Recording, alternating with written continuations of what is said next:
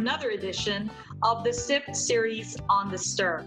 I'm joined alongside by guest co-host, author and movie maven extraordinaire, Debbie Baldwin. Hello, Debbie. Hey, Trish. Thanks for having me back. Of course. So because it's been a pretty crazy last couple months, we've all been out of whack, especially when it comes to just keeping track of the days of the week, much less like the calendar year in general. So guess what, Deb? In a couple weeks, it's going to be Father's Day. I don't barely remember Mother's Day happening. Yeah, I know. It's been just really crazy, hectic in a different sort of way. And so Father's Day is really just around the corner if you think about it. And so Deb and I have this perfect must-see movie list for this edition. And we are talking about top film dads. Deb, let's explain our methodology for this. And I will add that it's a nice thing to do for your father on Father's Day because it's hard to, find a gift and get it delivered on time, or, everything's a little wacky right now. So maybe just download a great father-centric film and watch with dear old dad. There you go. That's always a great idea, to spend quality time with dad. So again, this was a difficult list for me to come up with, and I'm glad it's your list, Debbie. So tell us how you came to this particular 11 films. There's no real rhyme or reason. This list goes back fairly far, as you will note, because in my mind, the greatest movie father of all time is from a film that's, a little bit older. There are films from the 80s, 90s, 2000s. And for me, they're just films, like there's lots of films where a character plays a dad, but the movie's not really about being a dad. I mean, you could argue Tom Hanks in Sleepless in Seattle, who is not on my list, but could have been. Right, but that movie was really centered on the romance. Yes, exactly. And so I tried to choose films that were more focused on parenting and what it means to be a father. So, and I love that you kept our viewers in suspense, because I was thinking, Deb, don't tell them. We want to end with a bang. So we'll also keep you in suspense about our sweet treat of the show. But I wanted to give you a hint, Deb. Two of my favorite combinations, lemon and lime. So we're going to do something with lemons and limes at the end of the show. But let's get to this list. I mean, first off the bat, we're starting with a very iconic movie, Dad, from the 1980s. And that is Chevy Chase with National Lampoon's Vacation. And he is Clark Griswold.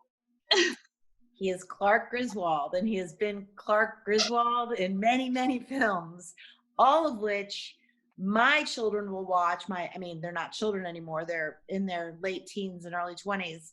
Anytime a vacation movie comes on. I mean, those films from as early as the 70s have really stood up comedy-wise. Chevy Chase is always in every film, the sort of comic core of that movie is making something memorable, making a memorable experience for his kids who get really good intentions. The actors that play the children change in every film drastically. So it's gone from, Anthony Michael Hall to, to these different kids playing Rusty. But regardless, Chevy Chase's character, Clark Griswold, is the quintessential comedy dad in my mind. And he is definitely the constant. And another constant when it comes to Mr. Griswold was that blue Chicago Bears cap that he wears the same hat for all of the Vacation movie series. And that hat's pretty, Yeah, I mean, you can't really think about Clark Griswold without that iconic station wagon and the baseball hat. So, I'm thinking in particular about the original Vacation. And I think that is my favorite out of all of them. And all of them, I mean, every film in that series, it's like a continuous laugh track from start to finish. And I'm sure if you ask each cast member, they would have their favorite scene, from to film out of the entire series. But they are all in agreement about the worst scenes to film from the first one, and that is the scenes filmed at Wally World. Can you guess why? I'm not going to venture a guess. I had some thoughts racing through my head, but I'm going to let you answer. Well, so apparently they had to shoot all those scenes on the ride several times. And Chevy Chase himself had said in the past that, they made the cast members sick. They had to redo and retake and reshoot, and it wasn't pretty. Let's just put it that way. I can imagine. So we are moving on, same year, 1983. And this is actually a dad character who not only played a dad in the movie, but as the title says, he also plays mom, and that is Mr. Mom. And that is Michael Keaton in his first role where he actually got the first time he was top billed in a film is Mr. Mom. And it's a great, this movie is one of the most charming films. Michael Keaton plays a father who's lost his job, and his wife returns to the workforce in a very, kind of relevant of the time, reflective of the time situation, and discovers that being a stay-at-home mom is quite a job. And it is clever and funny. He captures the role, parenting the child and trying to take care of all the, household stuff. I still, in my head, when I think of that movie, it's him, ironing the toast to, heat up the food. He's either ironing a waffle or a piece of bread to toast it on the ironing board with the iron while he's ironing the clothes. It's just, it's a great story with an interesting plot and great acting, a very strong cast. So yeah, Michael Keaton and Mr. Mom is definitely on the list. So we were talking about this film being from 1983, but do you know that there is a Mr. Mom connection with the film for Splash next year later, 1984? There's a couple of connections. The first is Michael Keaton turned down the lead role for Splash to do Mr. Mom, which of course that role eventually went to Tom Hanks. And Ron Howard turned down directing for Mr. Mom to take on the directing role for Splash. Isn't that so it worked out. I was going to say that's pretty much a win-win all around, because Michael Keaton, created a great character in a film that has really stood the test of time, and obviously Splash is, just one of everyone's favorite films. So definitely. And so we're going to skip on a few years down the line here to 1989 and to Indiana Jones and the Last Crusade. And our TV dad, of course, is Professor Henry Jones, made famous by Sean Connery. Junior. This, all of the three major Indiana Jones films are spectacular in their own right. I could sit down and watch any of them. But the third one has kind of a special place, I think, in everyone's heart because of that relationship between father and son, which starts out estranged. Sean Connery calls him Junior and he hates it, and his name's Indiana, and they're looking for the Holy Grail in this time around.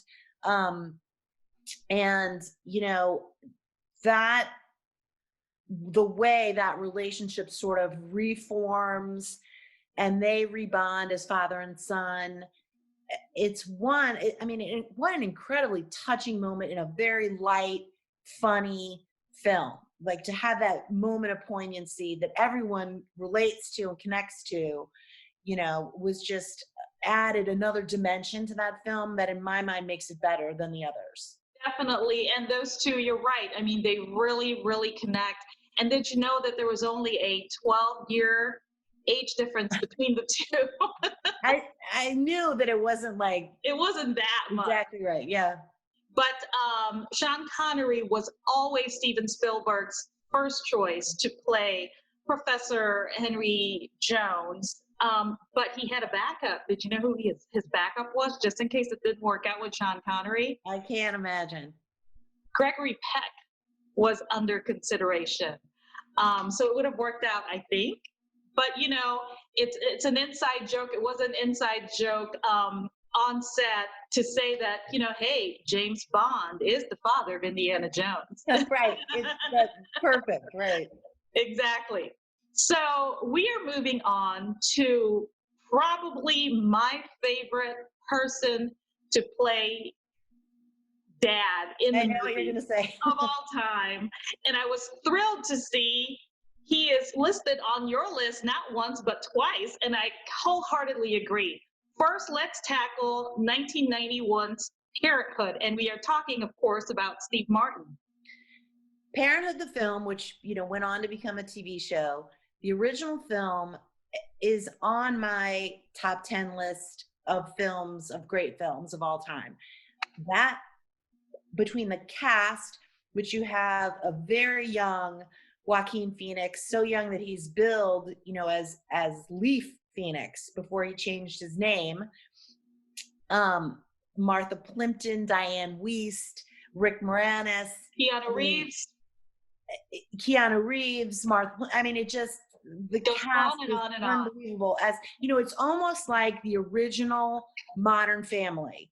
It's these sort of tangentially related characters in different family situations, raising their children in different methods. And Steve Martin, who's married in the film to Mary Steenburgen, and they have children that have, of course, inherited their own flaws, and just different. And then their adult siblings raising their children as well. It's hilarious. It's heartwarming. There's scenes that will just bring you to tears. There is, honestly, one of the greatest endings, one of the most satisfying endings to that film.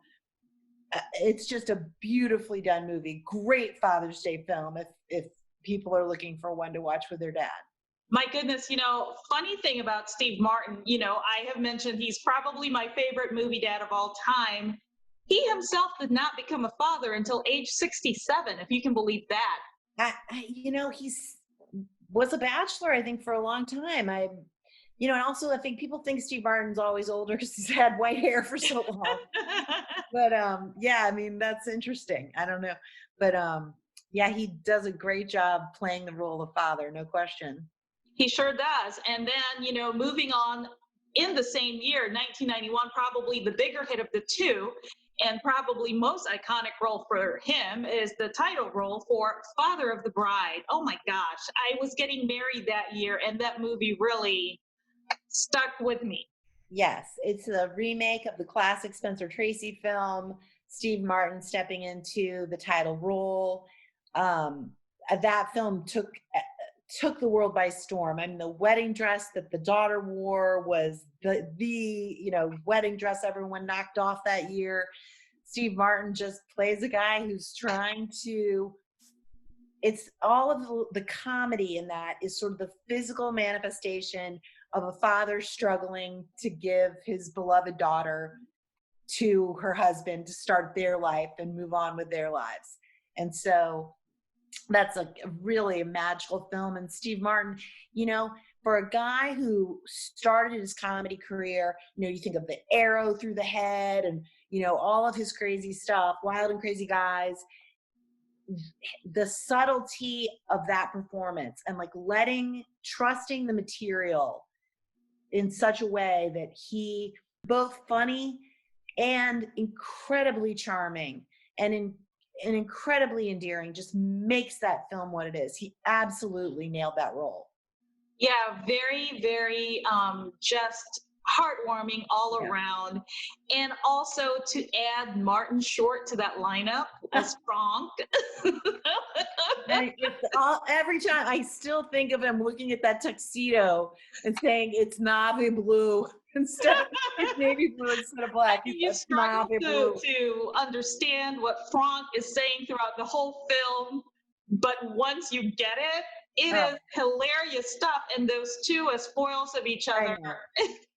They should have been on our list of movie duos, maybe Martin Short and Steve Martin. I mean, Probably should have. Yeah, I told you it was a hard list to come up with. It's too hard. I mean, and now that makes me think of Gene Wilder and Richard Pryor. See? I'm spinning out of control. Better you than me. So, the role that Steve Martin played, George Banks, in Father of the Bride, he alludes to the fact that he didn't want this wedding to make him bankrupt, so that he'll end up wandering the streets in a bathrobe, which is actually an homage to a character he played in 1979's The Jerk, in which he does end up in his bathrobe out in the street. So, but I was so happy to see Steve Martin there twice. But another one of my favorites, and when you look at this guy face value, stand-up comedy, goofy guy, you don't really think of him as a dad until you saw a little film called Mrs. Doubtfire. Robin Williams. Oh my gosh. Probably my favorite Robin Williams movie of all time, but he's made so many, but this is near or at the top. Yeah, that was really, the performance of a lifetime, where he plays a divorced dad who is trying to get some time with his kids. And, again, this is all very timely stuff. These are hot button issues when fathers getting custody or demanding, shared custody was a relatively newer concept. And you have movies like Kramer versus Kramer, or, where, the father's role in a divorce is, as far as parenting, is a touchy subject, and it's, hard. And so Robin Williams, the character conceives this notion he's an actor, and he gets his friend, Harvey Fierstein, who's absolute genius, to help him dress in drag to play the nanny for the children. And he appears to the ex-wife's house in disguise as Mrs. Doubtfire and has the opportunity to bond with his kids amongst so many gags and foibles and hilarity that it's just a classic film. Right. And people really, and rightfully so, you think of this as just a comedy from beginning to end, just nonstop laughter. But at the same time, this movie, too, shows Robin Williams's range. When he's funny, he's so funny. And then you alluded to the fact, with the custody battle and the scene in the courtroom. My God, just absolutely breaks your heart. So in the middle of this comedy, you're crying during this one scene because he is just so genuine. Yeah, and it's a fine line to walk, and as a director and a screenwriter and an actor, to have, a comedy. This movie is a flat out comedy, but to include those moments that add that sort of poignancy and depth to the film are what make them comedies that stand the test of time and that people still want to watch and still love. And so, speaking of comedy, remember that restaurant scene when the whole family is there, including the suitor, Pierce Brosnan, and Mrs. Doubtfire loses her teeth in the wine. So apparently, cast nor crew did not know that Robin Williams was going to do that. And so, what actually happens? You see the genuine reaction of the cast when he drops his teeth into the wine. There's a handful of actors, I think, that are known for being fairly unpredictable and improvisational on screen. As a fellow actor, I think you'd have some apprehension about sharing the screen with Robin Williams because you don't know, like, he's going to take his pants off or his teeth are going to fall in the drink or whatever. But it makes for genuine comedy. And definitely. And so, one more thing to ponder about this movie. Tim Allen, Deb, was the first choice to play Mrs. Doubtfire. This was supposed to be his cinematic debut, Tim Allen, but did not happen. But also considered Bryan Cranston, Tom Hanks, Harrison Ford, and Mel Gibson, among other actors. So it just really goes to show that it's so worked out. My gosh, you can't think of Mrs. Doubtfire without Robin Williams pulling off all of that. Yeah.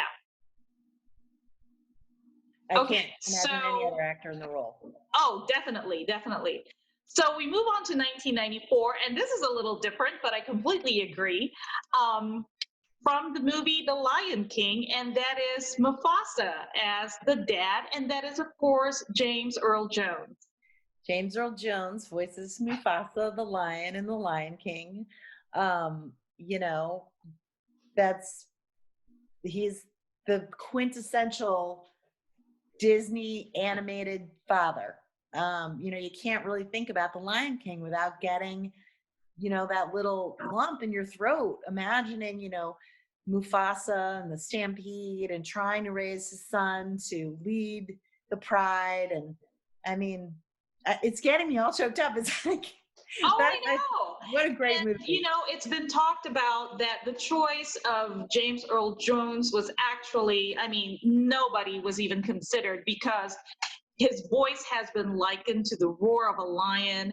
And also it's that kind of voice. We've been told that, you know, it just sounds like a ruler who's been ruling a kingdom for a long time. And that's what you think about when you think about James Earl Jones and that voice. And also, you know, you talk about just getting choked up with that whole thing at the beginning of the movie. Mufasa's death is listed as probably the most traumatic of all Disney deaths, according to Disney fans. And, you know, it's hard to argue with that. Well, it's one of the few, I think, that they actually show. Well, let's see. Bambi's mom, I guess they show her getting shot, but Nemo, the mom, is already sleeping with the fishes, as they say. But yeah, I mean, my kids were heartbroken over that scene. Yeah. Why am I quite limited to the kids? I was heartbroken over that scene.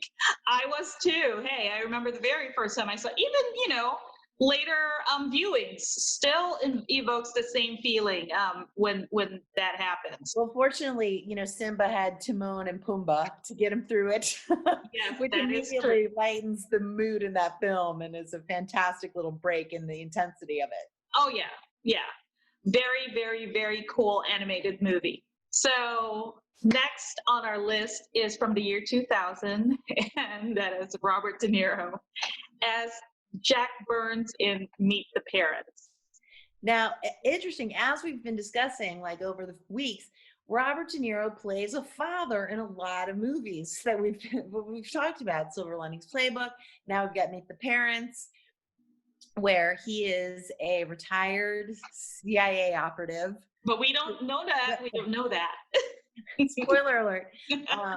Where Robert De Niro is a secretive, protective father of his daughter, who brings home her fiancé, played by Ben Stiller, Gaylord Fokker, who is, you know, her intended. And Robert De Niro is vetting him for worthiness for his daughter. And the Ben Stiller, Robert De Niro pairing is comedy gold. I mean, that, with the intensity and seriousness of De Niro paired with that sort of flustered comic intensity of Ben Stiller, it's just a great combination. And that they struck oil with that film, with those two. Definitely. You know, think about like the dinner table scene with De Niro and that, you know, the picture, the portrait of the mother, and Ben Stiller talking about, you know, milking the cat, and it just goes from bad to worse in that whole film. And every scene, there's something to laugh about. And ever the method actor, De Niro actually pretty much was in character throughout filming, kept his distance from Stiller, And so that uneasiness and the unsettled Stiller was actually real because he was, I mean, can you imagine De Niro just keeping you at a distance? I mean, he's probably, I know stories of actors who've worked with him, and in interviews, they always say, you know, he's such a teddy bear. Bobby, they call him Bobby De Niro, and he's the greatest guy. I mean, he on screen is terrifying. Well, it makes me kind of wonder, though, if this was a scheme between De Niro and director Jay Roach, because apparently Jay Roach tried his best to keep Ben Stiller off balance throughout the filming by not giving him any feedback as to whether De Niro was liking his work throughout the whole filming of the movie. So a lot of that may be in play, and it really worked to great effect. And speaking of just like real feels here, Jinx the cat, Robert De Niro got so attached to the cat, he actually wanted more scenes filmed with a cat because he just grew really fond of Jinx, and reportedly spent a lot of time between takes playing with a cat. That's classic. Okay, so from a really, really, really funny comedy to something that is just probably one of the most heart-wrenching films of this decade was The Pursuit of Happiness and Will Smith. I was so happy to see this movie on your list, just because when we were talking about iconic dads, this was automatically like one of the first ones that popped up in my mind. Will Smith as Chris Gardner, who is a real life person, and this movie was based on his story. Yes, and it's the story of, you know, it's a story of social justice. It's a story of the relationship between an African-American man and his son, the role of a father in society. It's an incredible film. Will Smith, I believe, was nominated for an Oscar for this role. He was Best Actor for the Oscar, also Best Actor for the Golden Globes. It was Forrest Whitaker's year, though, and that's when Forrest Whitaker won his Academy Award for The Last King of Scotland. Yeah, that was a, you know, sometimes the Oscars have an off year, and sometimes they're just jam-packed, and you think, oh, what poor luck. But right, exactly. But yeah, and Will Smith is trying to make sure his son is properly cared for in school and in daycare, and it's a powerful film, and as you said, based on a true story. And you know, I don't know, was it a memoir? I'm not sure. You know, that I'm not sure, but it sounds right. I do know that, you know, for those of you trivia fans out there, the real Chris Gardner appears at the end of the movie when father and son, Will Smith and his son, who was played by his real life son, Jaden Smith, Chris Gardner walks past father and son at the end of the movie. So he does make an appearance. And, you know, regardless of the real life relationship of father and son with Will Smith and Jaden obviously translates to the screen. But I've seen it with Will Smith in other films too, that his natural ability to develop a rapport with the characters that he shares the screen with is a real gift that Will Smith has. Whether it's Independence Day or The Pursuit of Happiness, it's a talent he has. And so playing a father, obviously it's a role that comes naturally to him, and his sort of real talent on screen is mined very well in that role. So that was a tailor-made part for him, and he did an exceptional job. You know, I don't know about you, but I just always remember that scene in the public restroom. Yes. Oh my gosh, that just tears at you. And that I was ugly crying during that scene. Yeah, it's an emotional film, no question. Definitely. So we move on with Liam Neeson and Taken. And he is, of course, Brian Mills. And this has taken off, no pun intended, into a really successful franchise. The original Taken movie has to be the greatest action film of, I mean, I don't want to like speak in these sweeping terms, but it is my favorite action film of all time. It is Liam Neeson was originally, I don't think he was the original choice for the role. I think he was a fill-in for another actor. He had not previously played an action hero. No, And this coming was so into it, unexpected. and I mean, he was probably 45 when he made the first one. Or I don't, we'll have to check the facts on that. Fact check. But he was not a young man making that movie. So, you know, his adult daughter is going to Europe, to France with her friend, and she is abducted by a trafficking ring. Liam Neeson, as we all know, has certain skills that enable him to go over there and is like a one-man army and get her back. I mean, honestly, I could shut my laptop and go watch Taken right this very second. Every scene in that movie is fantastic. He's ruthless. You see the way he treats these. I mean, it's the ultimate father bear protecting his cub. There's no greater film in my mind that demonstrates that aspect. And my friends always joke like, you know, God, I hope, you know, my husband says he has certain skills. It's like popping popcorn or, you know, changing the oil in the car. Maybe I don't like, he's no Liam Neeson. Like if I get abducted, Yeah, I'm out of luck. my gosh, this worked out so well for him. It was completely unexpected, as you said, and even just the plot, it was something we had never really seen in an action movie before. You did raise the question whether he was the first choice for this role, and he wasn't. It was actually Jeff Bridges, who was already cast in the movie, but he dropped out for some reason. And later on, when Jeff Bridges finally saw the film, he said Liam Neeson was a much better choice to play that role. Yeah. And you know, interestingly enough, he was so good. That movie was such a success that it really launched a new career for Liam Neeson. He became an action star late in his career. I mean, he's still making action movies. I mean, what a phenomenon. It was a great film, and it really showed the side of Neeson that we hadn't seen before and obviously want to see more of. Yeah. I mean, probably surprised himself as well. Because he apparently performed a lot of the stunts from that film. He took on the role because he wanted to go to Paris, learn karate.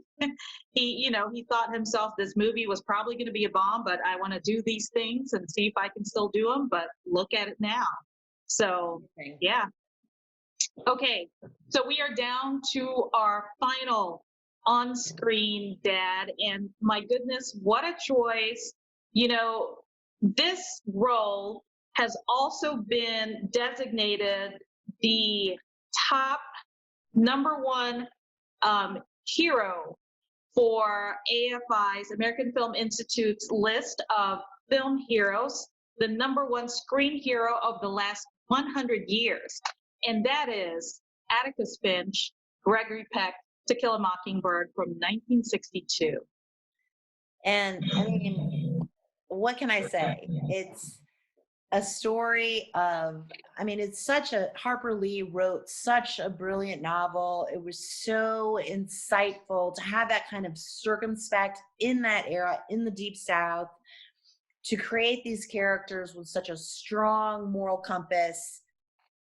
In the face of adversity, Atticus Finch plays an attorney defending an African-American man accused of raping a white woman. There's a lot of stonewalling, and the man Atticus is defending is not guilty.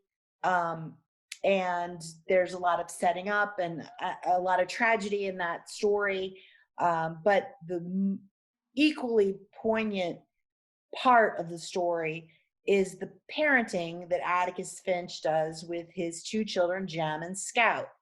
And teaching them in a world that, in a place and a time where he is a bit of a lone wolf about racial equality and social justice and what he believes to be right, and passing that along to his children.